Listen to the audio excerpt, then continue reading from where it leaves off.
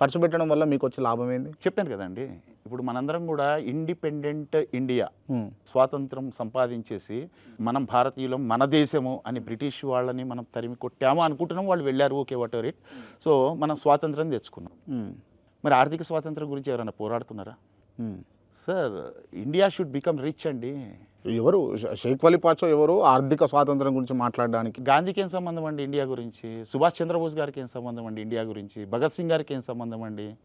ఇవన్నీ మాట్లాడుకుంటే వాళ్ళ ఇంటి వరకు చూసుకోవచ్చు కదా. కొంతమంది ఉంటారు కదా, కుల పిచ్చి, మత పిచ్చి, ప్రాంతీయ పిచ్చి, పార్టీ పిచ్చి, అంతవరకే ఆగుతారు. నాకు నా దేశం అంటే పిచ్చి అండి. నేను పుట్టిన నా భారతదేశంలో ఆర్థిక స్వేచ్ఛను చూడాలి. నాకు ఎప్పటి నుంచో ఉందండి.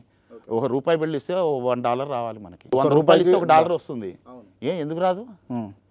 తేడా ఒకటే, మన దగ్గర ఇప్పటికి కూడా డ్రీమ్స్లో బతుకుతున్నాం కానీ గోల్స్ పెట్టుకోవడం తెలియట్లా.